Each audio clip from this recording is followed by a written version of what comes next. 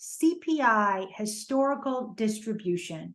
It's very important, I think, to enlighten people about this, how the Fed always deviates from an arbitrary target of 2%.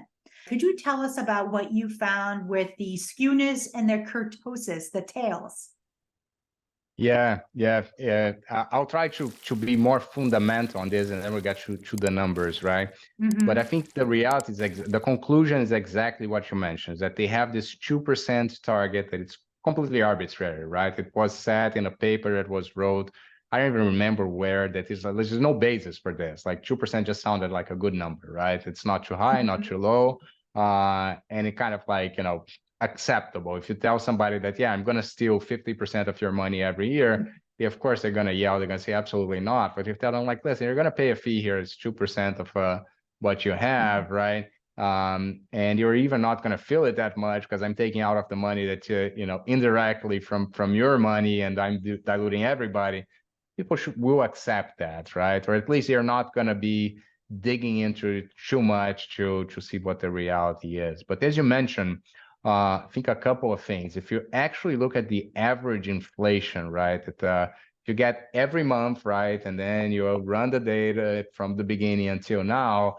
And of course, we had periods of very high inflation in the 70s, right, and then in the 80s in the US, right? We're talking about the US. You have numbers that are actually, if you include all the data, you're going to get close to 3.5, 3.6%. So it's already almost double what the target is, right?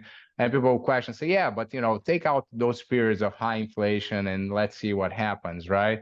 And yeah, then you get closer to 2%, but you're still closer to 3 than you are to 2, right? And that's considering a period, of very low interest rates that we saw, which again, it's a lot of the problems we're seeing today is exactly because of this period of very low interest rates where, people didn't have where to put their money. It incentivized banks to, take risk that was unnecessary in the long end of the curve in different assets that were risky assets, right? So a lot of the problems we're seeing now is exactly we had artificially low rates for a long period of time. And that creates another set of problems, right? So my point is that, the inflation target is first completely arbitrary, and second, on average, it's never been hit, right? And the periods that it's being hit, it was actually bad because you were artificially creating another sort of problems, right?